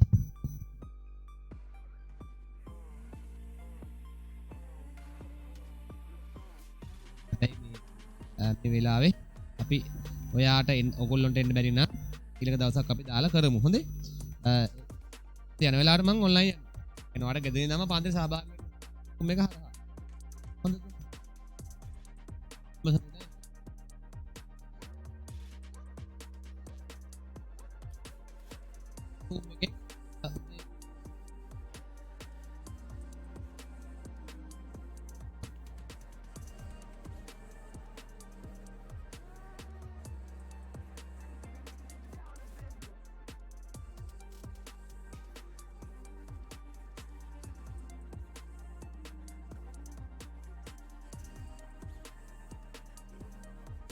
තියෙන්නේ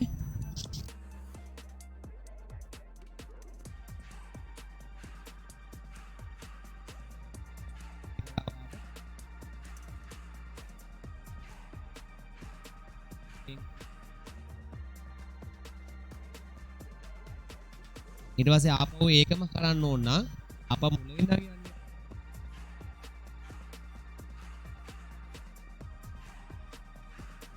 නේද දාන හේතු 128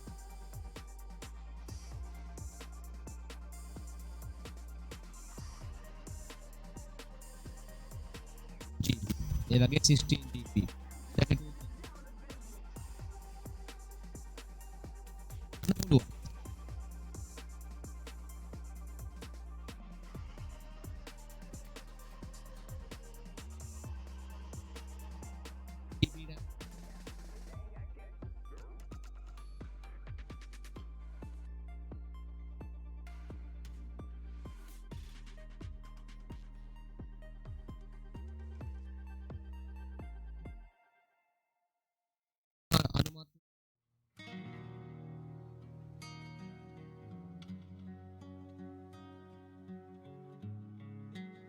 පද්ධතිය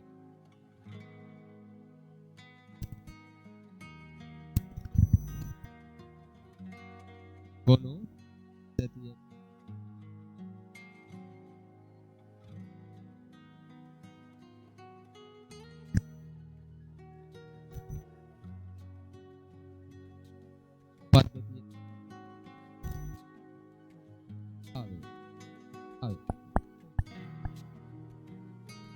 පද්ධතියක අවශ්‍යතාවය මොන පද්ධතියක අවශ්‍යතාවය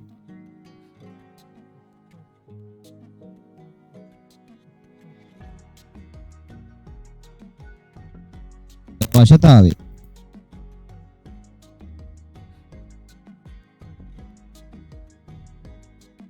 මොන පද්ධතියක අවශ්‍යතාවය හරි නේද සවුන්ඩ් ඇහෙන්නේ නැතුව ගියා හරි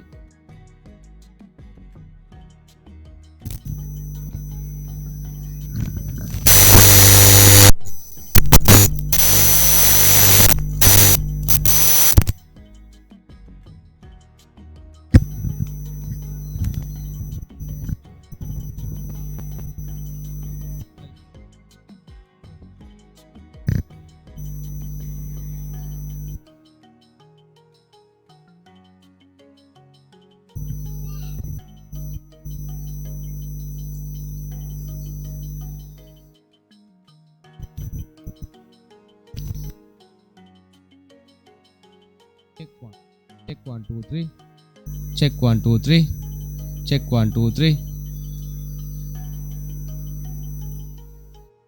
පුතා ඇහෙ නැත්නම් අපිට මැසේජ් එකක් දාන්න මට WhatsApp එකේ මේ sorry මේ Zoom එකේ ඇහෙනවද හොඳට ඇහෙනවද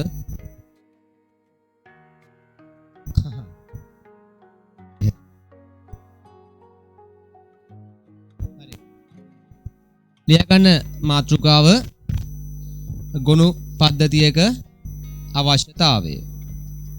ගුණ පද්ධතියක අවශ්‍යතාවය. හරි.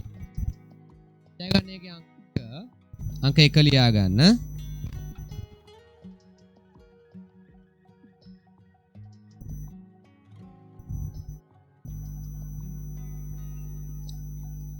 ප්‍රධාන මතකයේ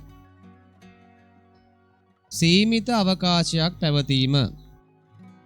ප්‍රධාන මතකයේ සීමිත අවකාශයක් පැවතීම.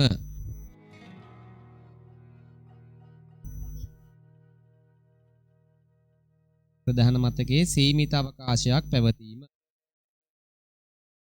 දෙවෙනි එක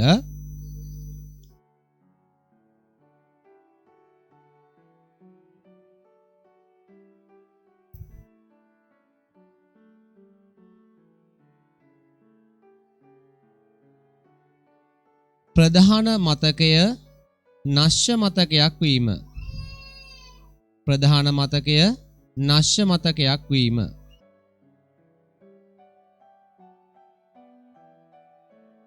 ප්‍රධාන මතකය නශ්‍ය මතකයක් වීම.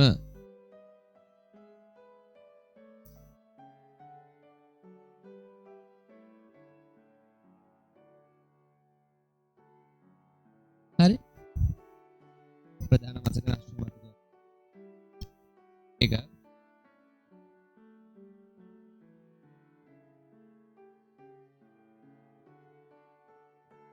ක්‍රම ලේඛනය ක්‍රියාත්මක වීමෙන් පසු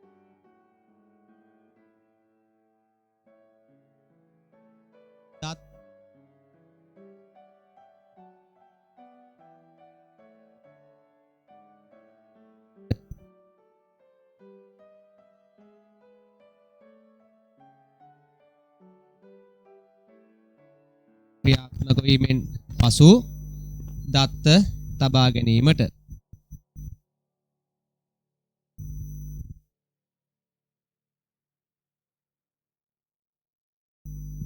ඊළඟ එක හතරවෙනි එක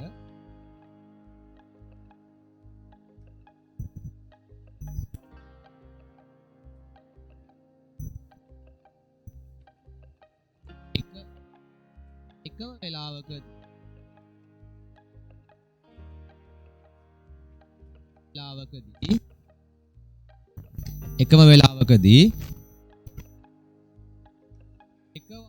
ප්‍රවේශ වීම සඳහා එකවර දත්ත ප්‍රවේශ වීම සඳහා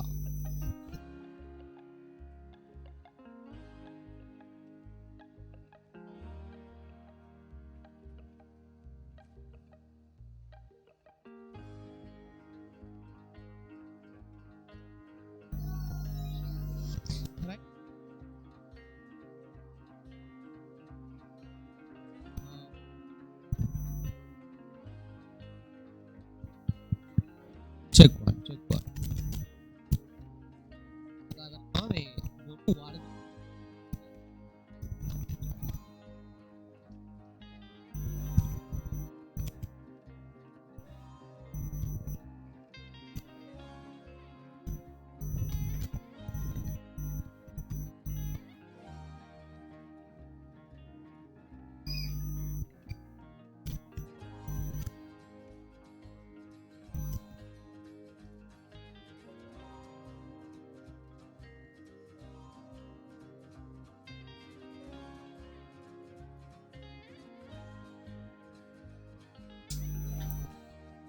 වර්ග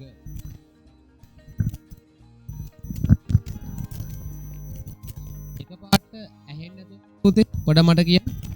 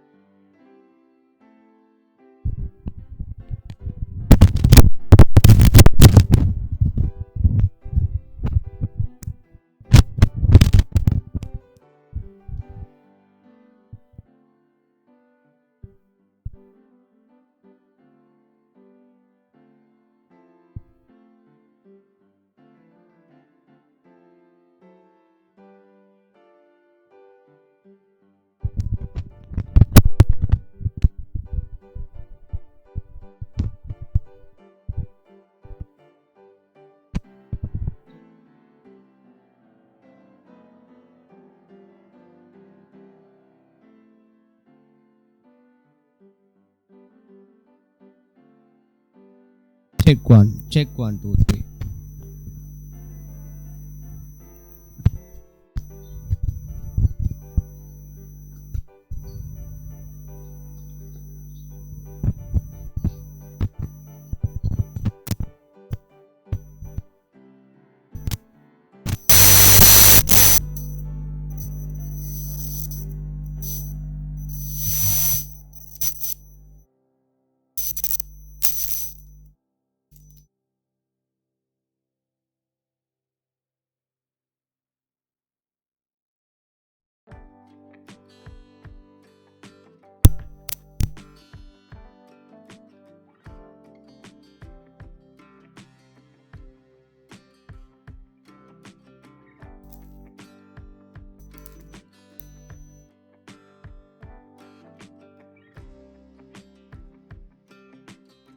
Check 1 2 3.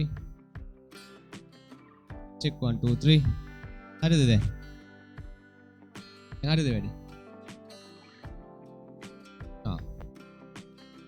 එතකොට අපි කතා කරනවා ගුණ වර්ග දෙකක්. හරිද? එකක් තමයි ASCII කියලා කියන්නේ. ASCII. අනිත් එක තමයි binary කියලා කියන්නේ. ASCII ක්‍රමය සහ binary ක්‍රමය. binary කියලා කියන්නේ ද්විමය ක්‍රමය. හොඳයි? ද්විමය ක්‍රමය. ASCII කියලා කියන්නේ American Standard Code for Information Interchange කියන එක. ඒ දෙක නම් මතක තියාගන්න අවශ්‍ය නැහැ.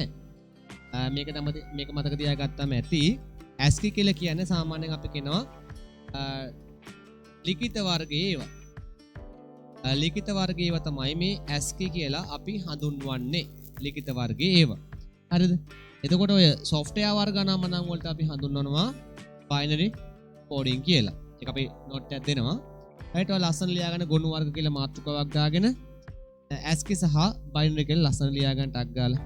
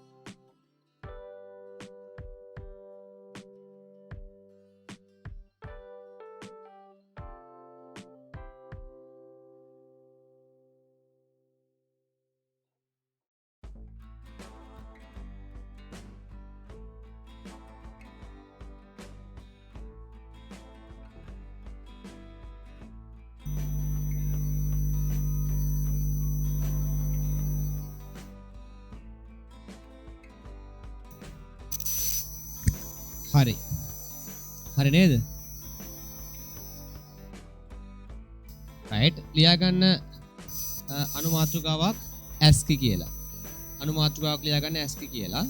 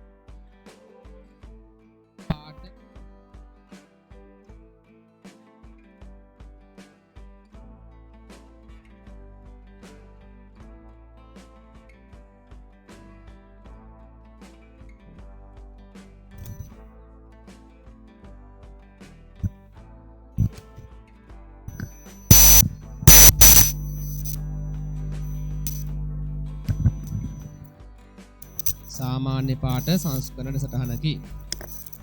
හරිද? ඊළඟට හරිද? හරි. ඒක ලියා ගන්න මෙහෙම උදාහරණයක්. උදාහරණ දාලා යටින් ලියන්න සාමාන්‍ය පාට සංස්කරණ සටහනයි. right? ඒකේ උදාහරණ දාලා ලියන්න මෙහෙම. text document text doc කියලා කියන්නේ ඔය MS Word කියන එක හොඳේ. MS Word right? ඊට පස්සේ අපිට ගන්න පුළුවන් Excel වගේ ඒවා ගන්න පුළුවන් right? මේ py කියලා කියන්නේ Python programs Python වැඩසටහන් හරිද? ඒව ගන්නත් අපිට පුළුවන්. හරි? text doc excel py ඒ ඕන එකක් අපිට ගන්න පුළුවන් මේ ASCII කියන ක්‍රමවේදය යටතේට. හොඳයි? ගලියාගෙන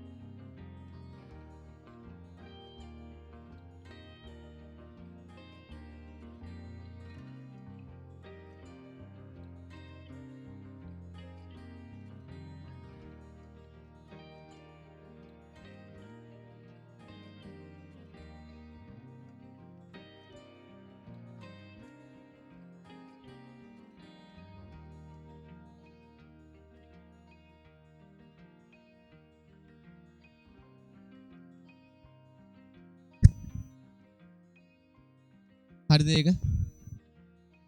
හරි. ලියා ගන්න බයිනරි කියලා මාතෘකාවක් බයිනරි ද්විමය ගොනු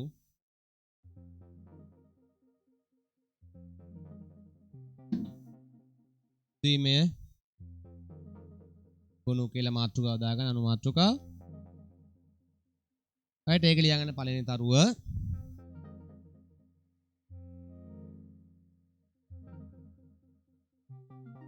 ද්විමය ගොනුවේ හරිද? ඊට පස්සේ ඊළඟ තමයි කියවා තේරුම්ගත නොහැක. කියවා තේරුම්ගත නොහැක. හරිද?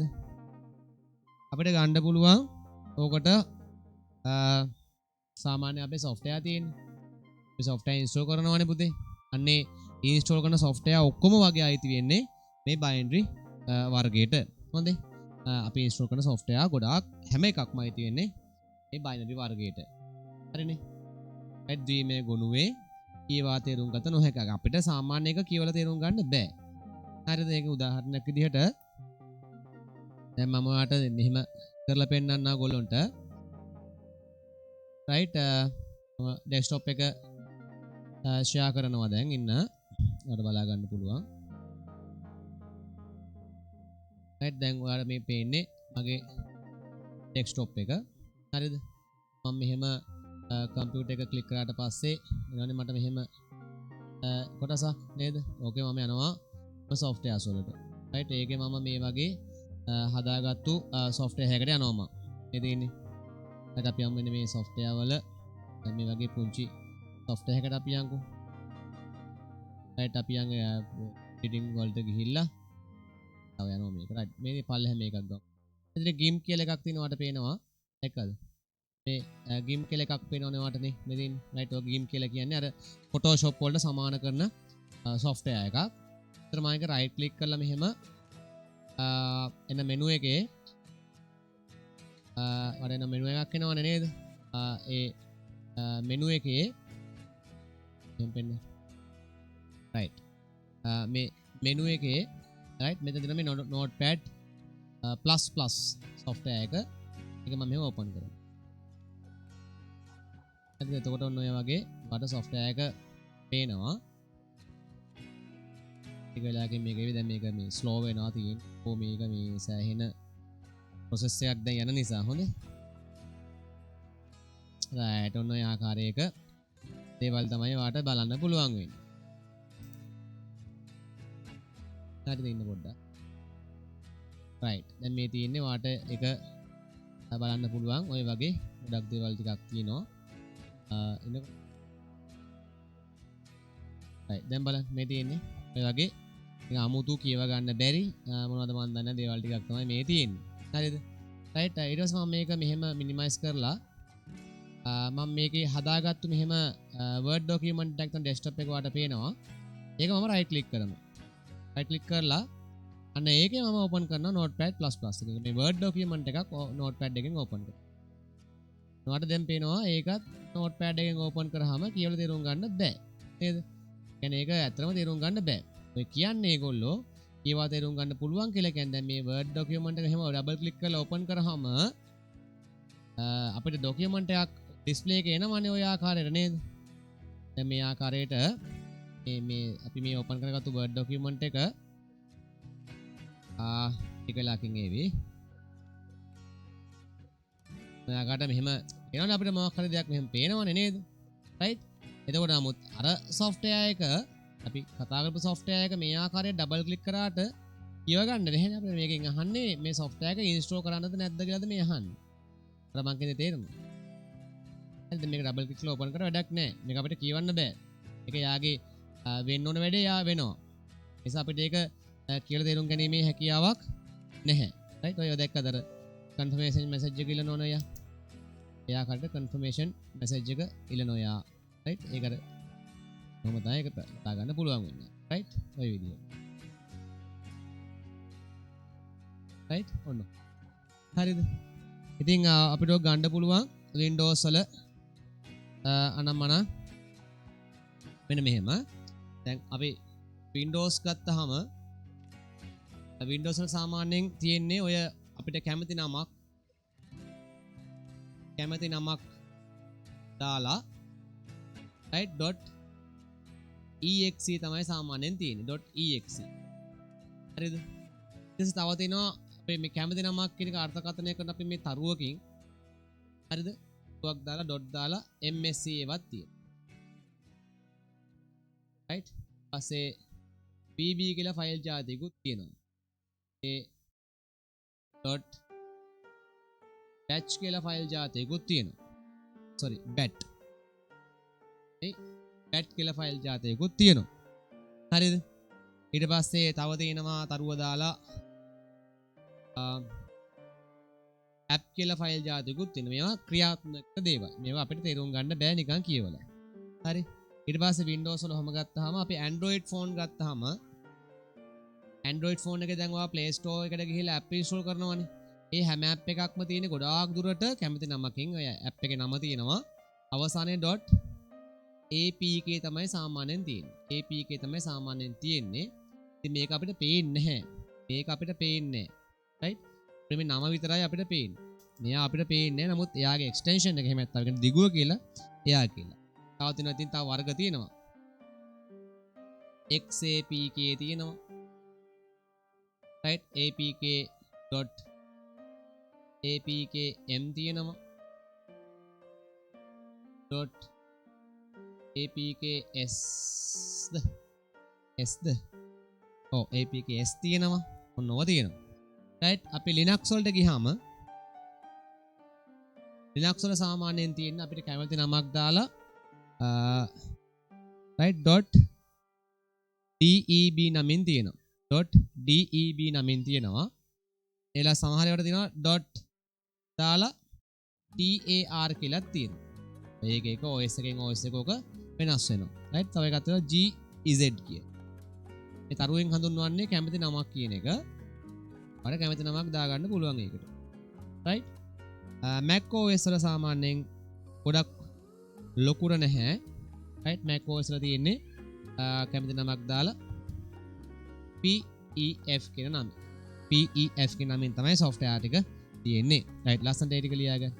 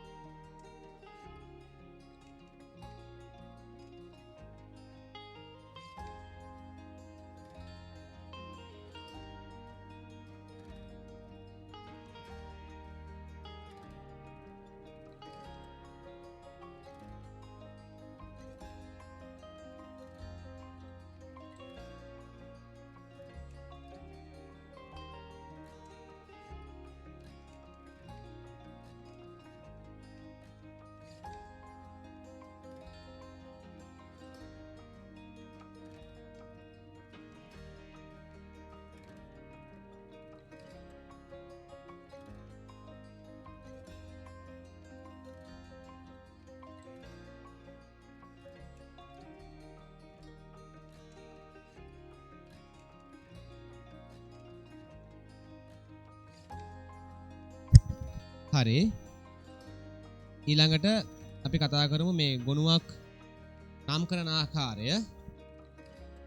මාතෘකාවක් දාගන්න ගොනුවක් නම් කරන ආකාරය.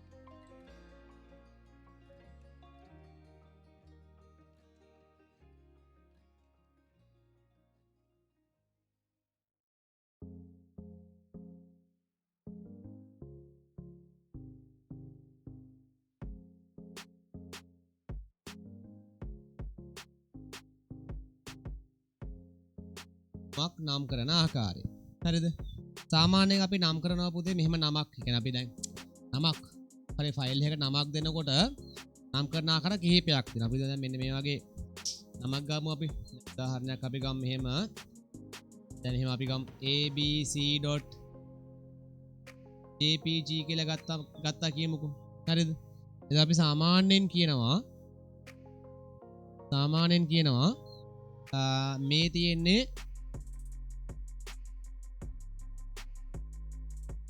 ප්‍රාථමික නාමය. හරිද? මේකට කියනවා දිගු නාමය. හරිද? මෙයාට කියනවා primary name. එතකොට extension කියලා. extension කියලා. හරිද? ඉතින් ඔය extension ගොඩක් තියෙනවා. අපි දන්නවා. extension ගොඩක් තියෙනවා. නේද? audio නම් අපිට දාන්න පුළුවන් කෙලින්ම mp3 වගේ දේවල් දාන්න පුළුවන්. OGG වගේ දේවල් දාන්න පුළුවන් සින්දු නම්. right? video නම් ගොඩක් තියෙනවා. video අපිට දාන්න පුළුවන් කෙලින්ම mp4 mkv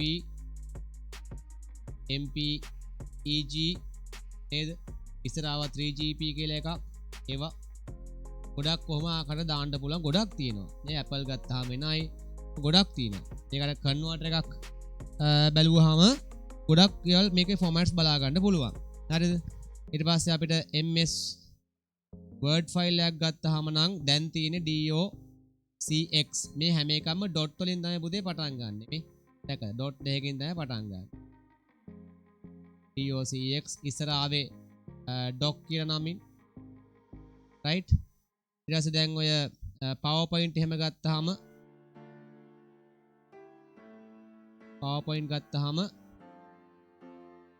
pptx තමයි සාමාන්‍ය එකේ තියෙන්නේ. right? තව තියෙනවා. ඒ Photoshop ගත්තාම කොහොමද තියෙන්නේ? Photoshop එහෙම ගත්තාම තියෙන්නේ PSD කියලා. හරිද? ඒ වගේ මම මේ පැත්තට ගන්නවා. හරිද? දැන් මෙහෙම Python ෆයිල් එකක් ලිව්වොත් Python ලිව්වොත් තියෙන්නේ py කියලා. Java ෆයිල් එකක් ලිව්වොත් තියෙන්නේ .java කියලා. හරි ඔය වගේ අපිට ලියන්න පුළුවන්. පැහැදිලි? extension කියන්නේ දිගු නාමය මොන වර්ගයේ ෆයිල් එකක්ද කියන එක හොයාගන්න තියෙන්නේ. right? එහෙනම් මෙන්න ගොනුවක් නම් කරන ආකාර දෙකක් තියෙනවා. එකක් තමයි ප්‍රාථමික නාමය සහ අනිත් එක දිගු නාමය. right? ඒක ලස්සන ලියාගන්න.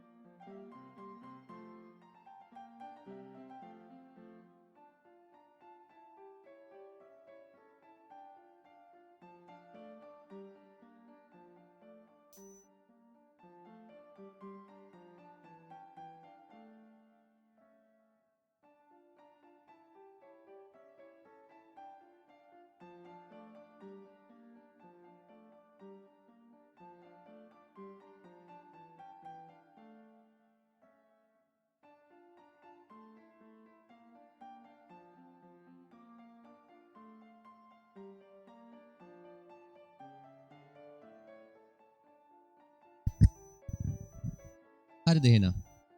හරි. එහෙනම් මෙහෙම කරමු අපි. හරිද? අපි ලබන සතියේ ඉරිදා පන්තියේ හිටියේ සාමාන්‍යනේ. ඉරිදා ඔන්න මම අද ඔයා වෙනුවෙන් මේ ක්ලාස් එක කරේ හොඳේ. රයිට්. ඉරිදා පන්තියේ 11 ඉඳන් 2 වෙනකන් මේ ඔන්ලයින් එන්න. ඔයාට පන්තියට බැරි නම් ඔයා ගෙදර ඉඳන් ක්ලාස් එකට එන්න. මම ඔන්ලයින් ක්ලාස් එකේ ඉඳන් ක්ලාස් කරනවා. හොඳේ? ද සඳ ක්ලාස් එක නැහැ. තියෙන්නේ ඉරිදා විතරයි ක්ලාස් එක තියෙන්නේ. ඒක එදාට ඔන්ලයින් ක්ලාස් එකට වට එන්න පුළුවන් ගෙදර ඉඳන්. හරිනේ? ඔය වගේ මෙන්න. රයිට්. ඔයාගේ යාළුවන්ටත් තව මේ වැඩේ කියන්න. එහෙනම් අපි ලබන සතියේ ඉරිදා හම්බෙමු. හොඳේ? එහෙනම් පරිස්සමෙන් ගෙදරට වෙලා ඉන්න. රයිට්. එහෙනම් උසරණයි.